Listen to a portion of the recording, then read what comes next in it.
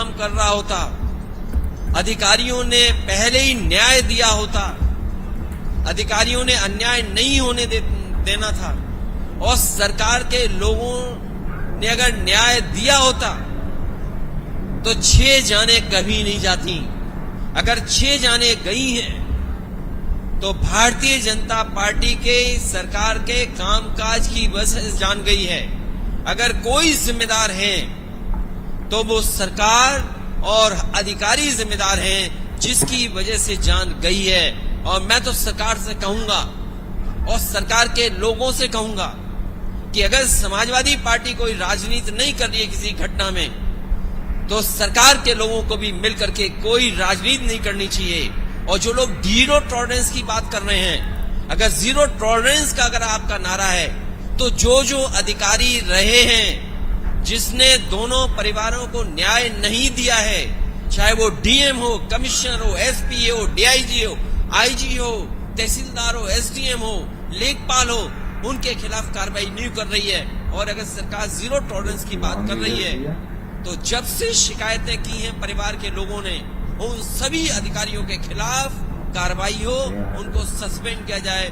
और अगर सरकार जीरो टॉलरेंस की बात कर रही है तो उन्हें टर्मिनेट करे। आज कानून व्यवस्था में जीरो टॉलरेंस देख लिया, और भ्रष्टाचार का तो पूछो मत। पहले तो अधिकारी 2000 रुपए मांग लेते थे, इस सरकार ने 2000 रुपए बंद कर दिए। अब वो 500 के रुपए ज्यादा मांग रहे हैं। कोई तहसील थाना नहीं बचा है जहां पर भ्रष्टाचार न बढ़ गया हो। जो सरकार ये कहती हो पहले दिन से कि हम गड्ढा मुक्त करेंगे सड़क, बताओ कौन सी सड़क है जिसपे गड्ढे नहीं है? और आज तक मैं तो पत्रकार साथियों से कहूंगा कि आप रिकॉर्ड निकलवाइए कि इस सरकार ने पिछली सरकार में और इस सरकार में गड्ढा और मेंटेनेंस के नाम पर कितने हजार करोड़ रुपए निकाले जो बर्बाद हो गए। और करप्शन किस स्तर पे, इसकी आप कल्पना नहीं कर सकते। करप्शन हर स्तर पर है। यहां तो एक इंजीनियरिंग कॉलेज बन रहा था, मुझे बहुत पुराना याद है, केवल विधायक जी ने हिलाया था, वो बिल्डिंग गिर गई। सोचिए, ये तो एक है, न जाने कितने उदाहरण होंगे। और हमारे मुख्यमंत्री जी कह रहे हैं पूरा उत्तर प्रदेश ओडीएफ हो गया। ओडीएफ का मतलब है कि सुबह सुबह कोई भी आम आदमी खेत में डब्बा लेकर के नहीं जा रहा है। प्रतापगढ़ के लोगों, अगर यूपी ओडीएफ हुआ है तो आप भी ओडीएफ में शामिल होंगे। कभी सीटें बसती थी, कभी किसी को जाने नहीं देते थे। आज बताओ कितने शौचालय चल रहे होंगे आपके यहां, बता दो। अगर एक भी शौचालय चल रहा हो। और हमारे समाजवादियों के समर्थक प्रधानों पे जांच के बाद जांच, फिर जांच। लखनऊ में तो बड़े बड़े आयोजन हुए थे, आयोजन हुए कि इन्वेस्टमेंट मीट हुई, जिसमें ये बताया गया कि लाखों करोड़ आ रहे हैं। हमें बताओ प्रतापगढ़ के लोगों, वो कहावत मैं नहीं कहूंगा जो मुख्यमंत्री जी ने कहावत प्रतापगढ़ के लिए कही, वो तो मैं कभी नहीं कह सकता। लेकिन अगर एक भी कारखाना, इंडस्ट्री लगी हो तो बता दो। समाजवादियों के समय पर जो सब स्टेशन बने थे, मुझे याद है, यहाँ की राजनीति को मैं समझता हूं। अगर किसी एक बड़े नेता का फीडर अलग है तो दूसरे नेता ने भी ये दावा किया कि उस नेता का अगर फीडर अलग तो हमारा भी फीडर अलग होना चाहिए, हमारे भी पुलिस का सर्कल अलग होना चाहिए। मैंने सबका स्वीकार किया, चाहे मुझे फीडर अलग करना पड़ा, चाहे मुझे सब स्टेशन ज्यादा देने पड़े हों, चाहे इंजीनियरिंग कॉलेज देना पड़ा हो, चाहे सड़क दोबारा बनानी पड़ी हो, पुल देना पड़ा हो। और एक बार तो ऐसा कंपटीशन हो गया कि अगर एक ने ट्रॉमा सेंटर मांगा तो दूसरे ने कहा कि हमारे यहाँ भी ट्रैफिक तेज एक्सीडेंट होते हैं, तो हमने उनके कहने से भी ट्रॉमा सेंटर दे दिया। तीसरे आए हमारे साथ थे, उन्होंने कहा कि हमें भी ट्रॉमा सेंटर चाहिए, हमने उन्हें भी ट्रॉमा सेंटर दे दिया। बताओ, आप लोग यहाँ के जिम्मेदार पत्रकार साथी हैं, जो ट्रॉमा सेंटर समाजवादियों ने दिए थे, क्या एक भी ट्रॉमा सेंटर चल रहा है जहाँ पर गरीब का इलाज? उनके कहने से भी ट्रॉमा सेंटर एक भी चल रहा हो तो बता दो। और ये जो जितने जिला अस्पताल हैं या पीएससी सीएससी है, गरीब इलाज कराने नहीं जा सकता। आयुष्मान का सपना दिखा रहे हैं, लेकिन किसी भी गरीब को सरकारी अस्पताल में इलाज नहीं मिल पा रहा है। गरीब के लिए अगर सरकार ने एक भी अस्पताल बनाया हो तो बताओ। समाजवादियों ने तो एम्बुलेंस दी गाँव में मदद के लिए, ये वही एम्बुलेंस है जो समाजवादियों ने शुरू की थी। ये जो पुलिस को गाड़ियां आपको दिखाई दे रही है 100 की 112 हो गई, ये भी समाजवादियों की देन है। नई चीज देखी प्रतापगढ़। हालांकि शहर में मुझे एक कोने से दूसरे कोने में बहुत से अपने समाजवादी साथियों के घर जाने का मौका मिला है। ये नई ट्रैफिक व्यवस्था पता नहीं किसके हाथ में दे दी है सरकार ने।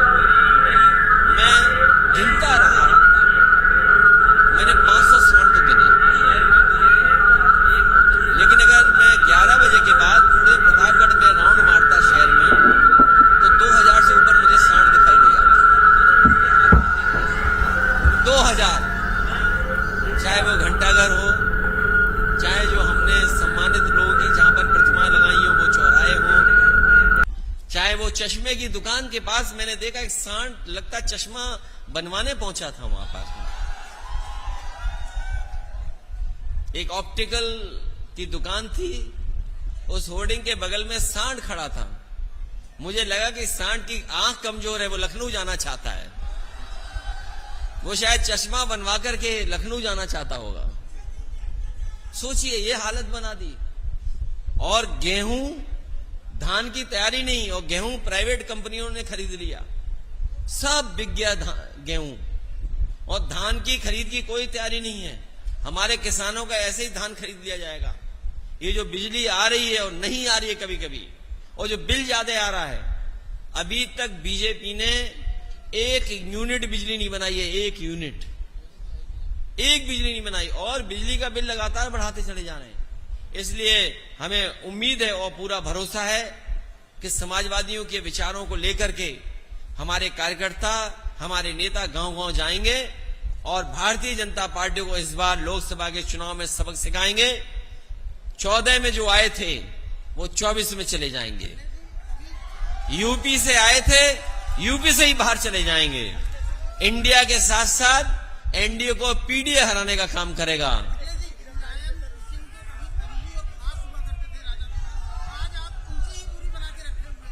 नहीं नहीं,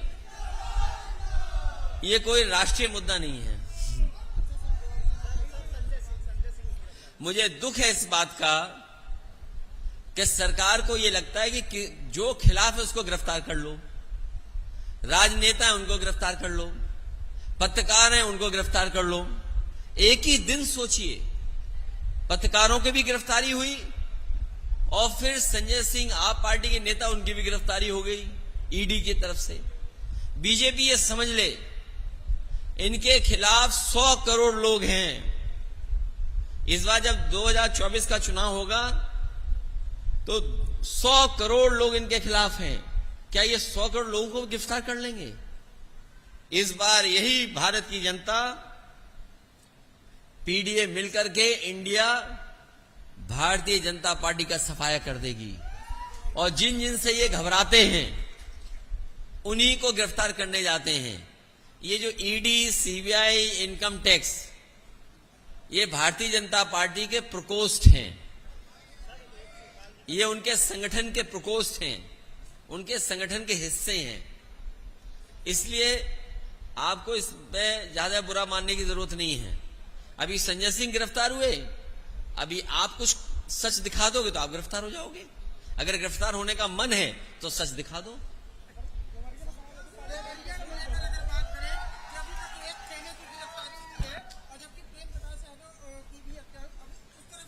देखिए ये सरकार न्याय नहीं दे सकती, और जब सत्ता में बैठे लोगों की नियत ये न हो कि न्याय मिलना हो। जो घटनाक्रम हुआ है, जो अलग अलग जगह से जानकारी हुई, या मुझे कार्यकर्ता नेताओं से जानकारी हुई, या जो अलग अलग यूट्यूबर्स या सोशल मीडिया में जो बात लिखी है या आई है, इसीलिए मैंने कहा कि जो जीरो टॉलरेंस की बात कर रहे हैं उन्हें उन तमाम अधिकारियों के खिलाफ कार्रवाई करनी चाहिए जिनकी वजह से ऐसी घटना घटी है।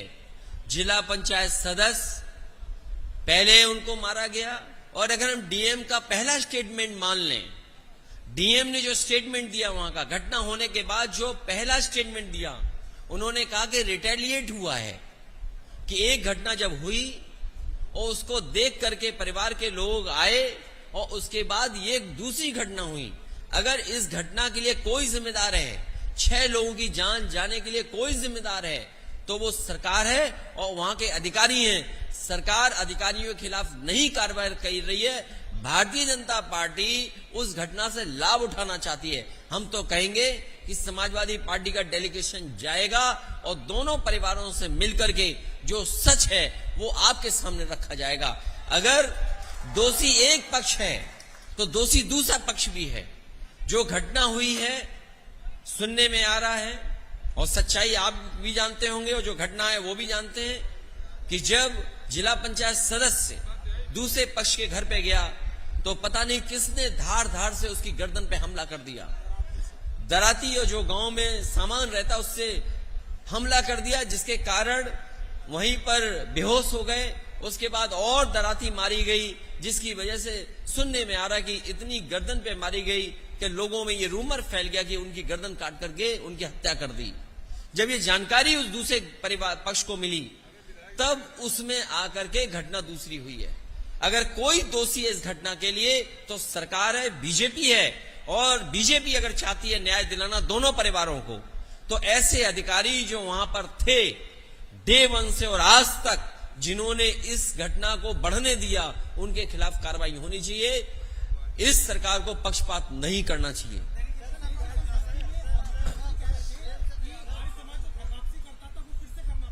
किसको? कौन?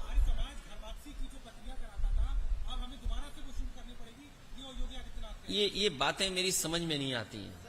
कौन से समाज की बात कर रहे हो आप? देखिए, आप हमारे वही पेट्रोल के दाम वापस कर दो जो 2014 में थे। क्या पेट्रोल, क्या बिजली के बिल की वापसी होगी? और इनकी वापसी न कर पाओ तो कम से कम सांडों की वापसी कर दो आप। प्रतापगढ़ में 2000 सांड हैं शहर में, और जिस रास्ते आप आए होगे हर 5 किलोमीटर पे एक ने किसी ने मुलाकात की होगी आपसे भी। और उत्तर प्रदेश ऐसा प्रदेश बन गया है जिसमें हर दिन किसी न किसी की जान जा रही है, जानवरों के एक्सीडेंट से या सांड खेत से उठा करके गरीब को फेंक दे रहा है। इसलिए अगर वापसी करनी है तो हम तो मुख्यमंत्री से कहेंगे कि ये सांड वापस ले जाओ आप।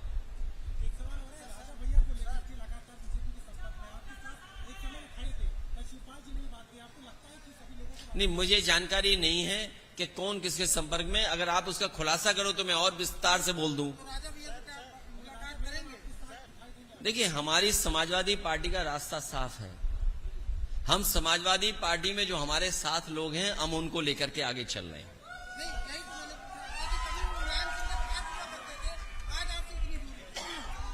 अगर तुम्हें पता हो तो तुम बता दो।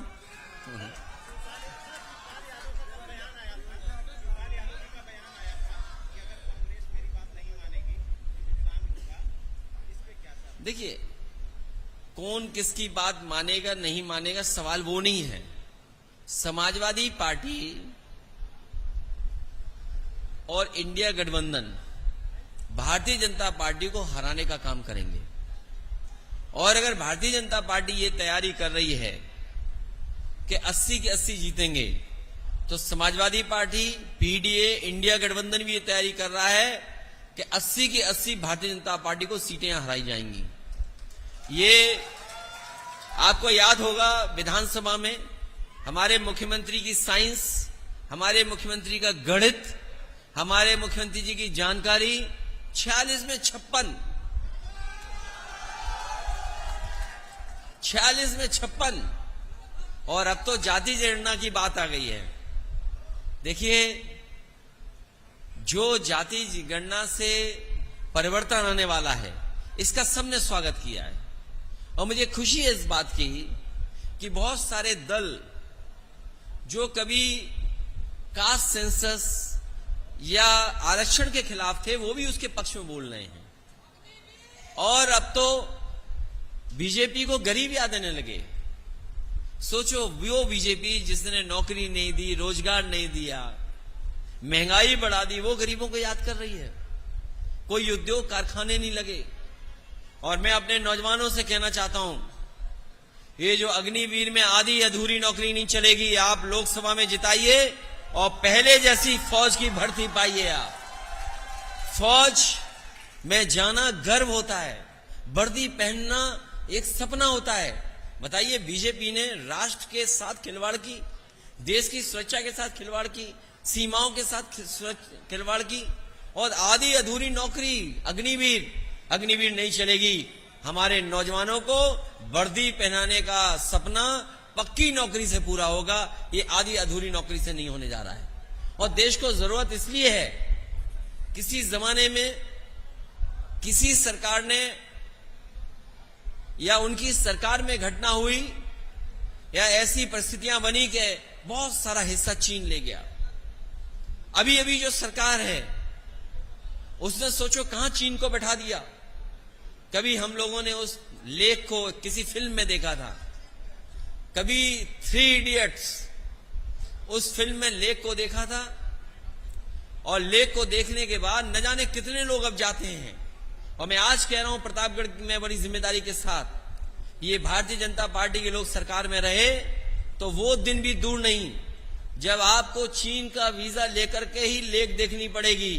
अगर आपको वीजा नहीं होगा तो आप लेख नहीं देख पाएंगे। तो बताओ कहां फौज आकर के बैठ गई चीन की? क्या ये घर वापसी वाले ये याद दिलाएंगे कि चीन की फौज वापस जाएगी? हमारे आज तक के पत्रकार साथी जो घर वापसी की बात कर रहे थे, क्या चीन की फौज घर वापसी करेगी क्या? और फिर वो समय भी हम लोगों ने देखा है कि मानसरोवर की बात कभी नहीं बीजेपी करती है, उसकी नहीं करेगी। पुरानी पेंशन सबसे पहले समाजवादी ने उठाई थी, हम उसके पक्ष में।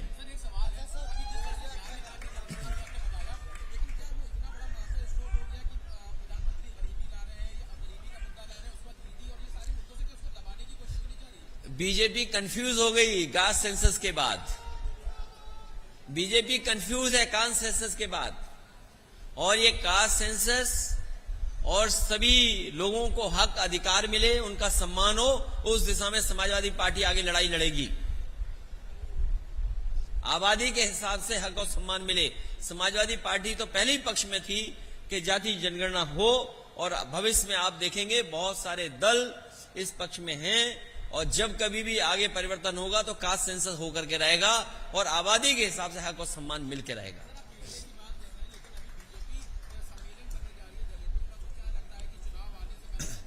भारतीय जनता पार्टी का दलित सम्मेलन, पिछड़ा सम्मेलन उसी तरीके से है जिस तरीके से महिला आरक्षण है इनका।